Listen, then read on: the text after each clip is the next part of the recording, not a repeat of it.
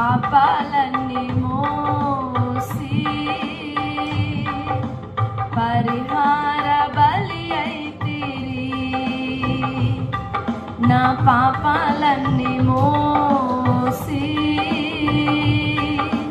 పరిహార బలి అయితిరి. ప్రేమ కల్వరి ప్రేమ నిన్ను చూడగనే నా హృదయం పగిలెనయ్యా. నిన్ను చూడగనే నా హృదయం పగిలెనయ్యా.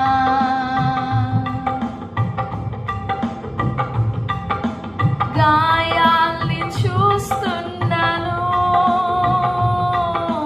కన్నీరు కాచుతున్నాను. గాయాల్ని చూస్తున్నాను, కన్నీరు కాచుతున్నాను. పరిశుద్ధ రక్తమా తల్లడిల్లే తల్లి హృదయమా. పరిశుద్ధ రక్తమా తల్లడిల్లే తల్లి హృదయమా. ప్రేమ కల్వరి ప్రేమ నిన్ను చూడగనే నా హృదయం పగిలెనయ్యా.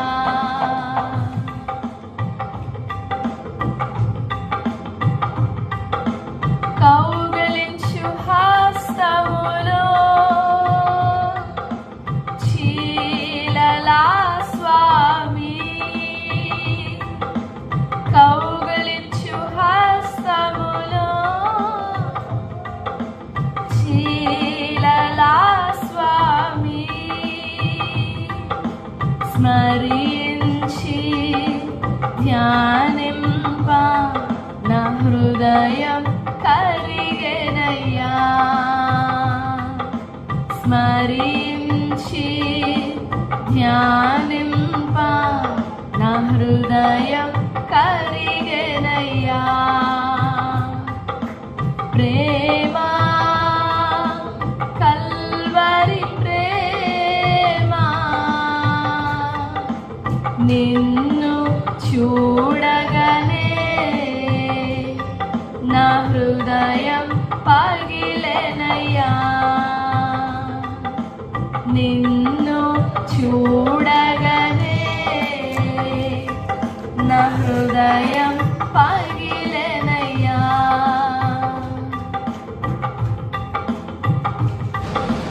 నా హృదయలో ఒక ఊట నదిలా పారునయ్యా. నా హృదయలో ఒక ఊట నదిలా పారునయ్యా. జనులందు మునుగునంత మరురూపం దాచాలి. జనులందు మునుగునంత మరురూపం దాచాలి. ప్రేమ కల్వరి ప్రేమ నిన్ను చూడగనే నా హృదయం పగిలెనయ్యా. నిన్ను చూడగనే నా హృదయం పగిలెనయ్యా. ప్రేమ కల్వరి ప్రేమ నిన్ను చూడగనే నా హృదయం పగిలెనయ్యా. నిన్ను చూడగనే నా హృదయం పగిలెనయ్యా. Hallelujah. Praise the Lord, praise the Lord. Yesu ప్రభు వారి పరిశుద్ధ నామంలో మీకు మా హృదయపూర్వకమైన వందనాలు తెలియపరుస్తున్నా. ప్రియులారా, మీరందరూ బాగున్నారని ప్రభుని స్తుతిస్తున్నాం. ఈ ప్రశస్తమైన ఉదయకాల సమయంలో ఈ విధంగా దేవుని లేఖనం ధ్యానించుకునడానికి ప్రభు మనకి ఇచ్చిన గొప్ప కృపను బట్టి ప్రభుని స్తుతిద్దాం, ఘనపరుద్దాం. ఈ ప్రశస్తమైన సమయంలో 119వ కీర్తన 20వ వచనం నుండి ధ్యానం చేసుకుందాం. 119వ కీర్తన 20వ వచనం. నీ న్యాయ విధుల మీద నాకు ఎడతెగని ఆశ కలిగి ఉన్నది, దాని చేత నా ప్రాణము క్షీణించుచున్నది. My soul is consumed with longing for your rules at all times. దేవుడి వాక్యం మన వినికిడిలో దీవించునుగాక. ఆమేన్. ఈ వచనంలో దావీదు తను దేవుని వాక్యం పట్ల, దేవుని వాక్యం విషయంలో, దేవుని వాక్యం మీద ఎంత ఆధారపడి ఉన్నాడో, ఆ వాక్యము తనకు ఎంత ఆశను కలిగిస్తుందో, ఆ వాక్యము వలన తను ఎంత దీవింపబడుతున్నాడో ఆ వచనంలో దావీదు మాట్లాడుతున్నాడు. మనం మేలు కొరకు ఆశపడినప్పుడు మన ఆశ చాలా ఎక్స్ట్రాడినరీగా ఉంటుంది. మన అక్కర కోసం, మన అవసరముల కోసం దేవుని మీద ఆధారపడినప్పుడు కూడా చాలా సిన్సియర్గా ఆశపడతాం దేవుని దగ్గర. దేవా, మీరు నాకు అది చేయాలి, మీ నుండి నాకు ఆ సహాయం కావాలి, మీరు నాకు మేలు చేయాలి అని చెప్పి చాలా కష్టపడతాం. బట్ ఇక్కడ ఈ వచనంలో దావీదు నీ న్యాయ విధుల మీద వితౌట్ సీజ్, ఎప్పుడు కూడా అలసిపోకుండా, ఎప్పుడు కూడా ఆగిపోకుండా ఎడతెగని ఆశ కలిగి ఉన్నది. My Dzire is continuously growing and growing. నా ఆశ అంతకంతకు వృద్ధి పొందుతుందే కానీ, ఆశ పెరిగిపోతుందే కానీ నా ఆశ తగ్గట్లేదు. అండ్ ఆ ఆశ నా ప్రాణాన్ని క్షీణింపజేస్తుంది. ఆ తపన, ఆ డిజైర్ నా ప్రాణాన్ని క్షీణింపజేస్తుంది. ఈ 119వ కీర్తనలో తన ప్రాణం క్షీణిస్తున్నది అని తను కనిపెట్టి, దేవుని మాట కొరకు కనిపెట్టి తన కన్నులు క్షీణిస్తున్నవి అని కూడా దావీదు మాట్లాడుతున్నాడు. 82వ వచనంలో నన్ను ఎప్పుడు ఆదరించెదవో అని నా కన్నులు నీవిచ్చిన మాట కొరకు కనిపెట్టి క్షీణించుచున్నవి. 81వ వచనంలో నీ రక్షణ కొరకు నా ప్రాణం సొమ్మసిల్లుచున్నది, నీ వాక్యం మీద ఆశ పెట్టుకొని ఉన్నాను. నా కన్నులు క్షీణించిపోతున్నాయి. నేను వెయిట్ చేసి నీ మాట కొరకు 123 నీ రక్షణ కొరకు, నీతి గల నీ మాట కొరకు కనిపెట్టచ్చు నా కన్నులు క్షీణించుచున్నవి. అంటే దావీదు దేవుని మాట విషయంలో, దేవుని న్యాయ విధుల విషయంలో ఎంత ఆశపడుతున్నాడు, ఎంత లాంగింగ్ డిజైర్ ఉంది దావీదుకు దేవుని మాట మీద. అండ్ ఆల్సో ఎందుకు అంత ఆశ, ప్రాణం క్షీణించేంత ఆశ ఎందుకు అవసరమా? ప్రాణం క్షీణించేంత ఆశ అంటే అవసరమే అని చెప్తాడు దావీదు. అంతగా దేవుని న్యాయ విధుల మీద ఆధారపడాలా అని అంటే ఎస్ అని చెప్తాడు దావీదు. ప్రాణం క్షీణించిపోయేంత ఆశ. ఈ 119వ కీర్తన 20వ వచనంలో ప్రాణం క్షీణించేంత ఆశ. My soul is consumed with longing for your rules. My soul is breaking with longing for your rules. నా ప్రాణము, నా గుండె పగిలిపోతుంది అంటారు చూసారా, మీరు వినే ఉంటారు కదా, నా గుండె పగిలిపోతుంది, నా హృదయం బద్దలైపోయింది అని. అలాగా దావీదు ప్రాణము బ్రేక్ అయిపోయిందంట. ఆ మాట కోసం తపనపడి దేవుని మాట అని తపనపడి తన ప్రాణము సొమ్మసిల్లిందంట, తన ప్రాణము క్షీణించిందంట. ఆ మాటలో మనం ఏమర్థం చేసుకోవచ్చు అంటే, దేవుని వాక్యం యొక్క సంపూర్ణ అధికారము దావీదు హృదయంలో వినియోగించబడింది. దేవుని వాక్యం యొక్క సంపూర్ణ, the full authority of the word and the full control of the word, the full control of the word దావీదు మీద వినియోగించబడింది. ఎందుకు అనంటే, మన పితరుడైన ఆదాము ద్వారా, తండ్రి అయిన ఆదాము ద్వారా ఆ స్వభావాన్ని, దేవ స్వభావాన్ని పోగొట్టుకున్నాం, రిక్తముగా పోగొట్టుకున్నాం, కొంచెమైనా లేకుండా. పోలిక పోయింది, స్వభావం పోయింది, మనస్సు పోయింది, హృదయం పోయింది, ఆత్మ పోయింది. We become a new person. ఆదాము పాపం చేసిన తరువాత మనం ఒక క్రొత్త వ్యక్తులంగా మారిపోయాము. We lost the glory. మనం పోగొట్టుకున్నాము ఆ మహిమని. మహిమ ఏంటి అంటే దేవుని స్వారూప్యము, దేవుని స్వభావము.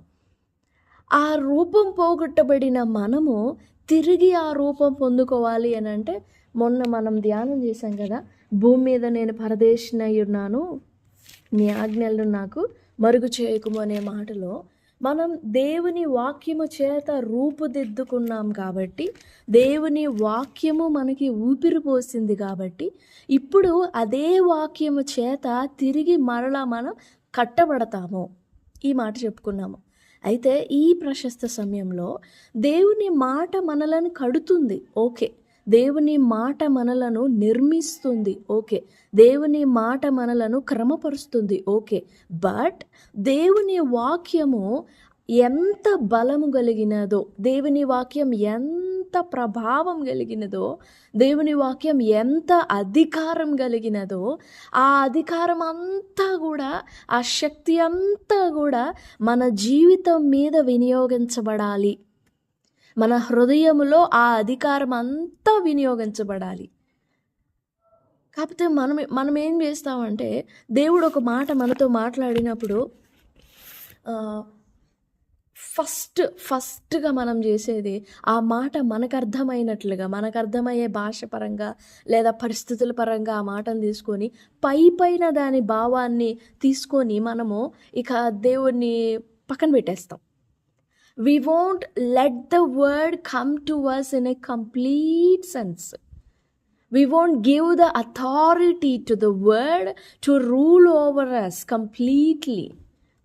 వాక్యము మనం అనుకునేదానికంటే, మనం గ్రహించేదానికంటే, మనం చూచేదానికంటే, మనం అర్థం చేసుకునేదానికంటే ఇట్స్ సో పవర్ఫుల్.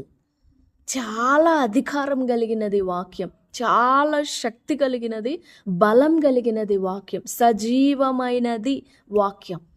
అయితే మనం దేవుని మాట వినునప్పుడు లేదా ఆలకించినప్పుడు లేదా దేవుని మాట విశ్వసించినప్పుడు ఆ మాట యొక్క సంపూర్ణతను are we able to grasp all that power within us. ఆ సంపూర్ణతను మనము మన హృదయంలో నింపుకొనగలుగుతున్నామా? మన ప్రాణమంతటిని నీరైపోవునట్లుగా మన మనస్సు, మన స్వరూపము, మన క్రియలు అన్నీ కూడా బ్లాంక్ అయిపోయినట్లుగా, రిక్తం అయిపోయినట్లుగా are we letting the word to control us? వాక్యానికి మనల్ని అలా నీరైపోవునట్లు, మనల్ని బలహీనులనుగా చేసి మన మీద అధికారం చేసేంతగా వాక్యానికి మనం చోటిస్తున్నామా? ప్రాణం క్షీణించిపోవడం అని అంటే the old self, the old desires and the old self is dying. ఉన్నది చచ్చిపోతుంది, ఉన్నది బలహీనమైపోతుంది. And we are so thirsty for the new thing to happen, for the newness to happen. నా ప్రాణం క్షీణిస్తుంది, నా ప్రాణం సొమ్మసిల్లుతుంది. దేవుని వాక్యం నిజంగా మన హృదయంలో సంపూర్ణ కార్యం జరిగించాలి అంటే we have to give the authority to the word. దేవుని వాక్యము మన నరనరాలలోనికి, మన రక్తంలోనికి, మన అవయవములలోనికి, మన హృదయం అంతటిలోనికి నిలువెల్లా నింపబడాలి. అండ్ అలా నింపబడినట్లు మనమే ఆహ్వానించాలి. అది బయట రాతి నేలను పడినట్లో, త్రోవ ప్రక్కన పడినట్లో, ముళ్ళ తుప్పల్లో పడినట్లుగా ఉండకూడదు. అది మంచి నేలను పడాలి అని అంటే it should come in to the heart. హృదయం లోపలికి రావాలి. చెవుల దగ్గర ఆపేసేయడం కాదు, నోటి దగ్గర ఆపేసేయడం కాదు, కళ్ళ దగ్గర చూసి ఆపేసేయడం కాదు, బ్రెయిన్ దగ్గర ఆపేసేయడం కాదు. It should come within the heart. And ఇక్కడి నుంచి హృదయం నుండి కదా బ్లడ్ అంతా సరఫరా అవుతుంది. And it should touch the source of the blood, source of the life, the soul of the life. దేవుని వాక్యము మన మూలములోనికి నింపబడాలి. అప్పుడు మన హృదయము ఆ వాక్యానికి అలవాటు పడి ఆ వాక్యమును రుచి చూసింది కాబట్టి ఆ వాక్యం కొరకు తపన పడుతుంది. ఆ తపన ఎడతెగకుండా ఉంటుంది. అది దావీదు కోరుకుంటున్నాడు. నాకు ఎడతెగని ఆశ కలిగి ఉన్నది. Continuously my desire is growing and growing and growing and growing. ఎడతెగకుండా నాకు ఆశ కలుగుతుంది. Not even stopping for a moment. But the desire is consuming me. The desire is consuming me. It's breaking me. నాకు నీ మాటలు బోధించండి, నాకు నీ కట్టడలు బోధించండి. ఈ 119వ కీర్తనలో దావీదు ఎన్ని మార్లు వేడుకుంటాడు. నేను బలహీనుడిని, నేను నీ వాడనే, నాకు నీ కట్టడలు బోధించు. నేను నీ మీద ఆశ పెట్టుకున్నాను, నీ శాసనముల మార్గం బోధించు, ఉపదేశ మార్గం బోధించు, కట్టడలు నేర్పించు, బోధించు, నన్ను విడిచి తిరగనీయొద్దు. ఈ ప్రశస్తమైన సమయంలో దేవుని బిడ్డలారా, నిజంగా మన హృదయములలో దేవుని వాక్యము సంపూర్ణంగా క్రియ చేయునట్లు మనం లోబడాలి. అండ్ ఆ వాక్యం సంపూర్ణంగా మన హృదయములో అధికారం చూపించేటట్లుగా లోబడాలి. నిజంగా నీ జీవితంలో, నీ హృదయంలో దేవుని వాక్యము తన సంపూర్ణమైన అధికారమును కనుపరచగలుగుతుందా దేవుని వాక్యం? అలా లేనట్లయితే ప్రభువా, నా హృదయములో మీరు సంపూర్ణ అధికారం చూపించండి. నీ వాక్యము సంపూర్ణ అధికారం కలిగి ఉండాలి. నా తలంపుల మీద, నా మాటల మీద, నా నిర్ణయాల మీద, నా ఉద్దేశాల మీద, నా మార్గములు, నా నడతలు, నా ప్రవర్తన మీద నీ వాక్యం సంపూర్ణ అధికారం కలిగి ఉండాలి. నన్ను అలా దర్శించండి, నా మనోనేత్రములు వెలిగించండి అని ప్రభు సన్నిధిలో మనం వేడుకొనాలి. ఈ ఆశ వాక్యము చేత, వాక్యములో ఈ ఆశ ఎడతెగకుండా కలగాలి. Once it touches the source of the blood, ఎక్కడి నుంచి బ్లడ్ పంప్ అవుతుందో ఆ సోర్స్ ఆఫ్ ద పాయింట్ని టచ్ చేసినట్లయితే, హృదయములో ఆ వాక్యము తాకబడి నింపబడినట్లయితే ఆ ఆశ ఎడతెగకుండా ఉంటుంది. If it is only reaching up to the eyes or up to the knowledge of your brain or up to your ears which you listen, then you won't have the longing desire for the word, and you won't even desire for the word, and you won't even understand the authority of the word. You have to let it come into your heart. Then you will know how much the word transforms you, how much the word changes your heart, changes your every well-being, changes your character, your behavior, your everything. So దేవుని వాక్యము మీద ఆశ చేత మన ప్రాణం క్షీణించాలి. ప్రాణం క్షీణించేంత ఆశ మనలో కలగాలి. ప్రభు సన్నిధిలో వేడుకుందాం. ప్రభు సహాయపడతారు. దేవుడి మాటలు మన వినికిడిలో దీవించునుగాక. Amen. Praise the Lord. God bless you all.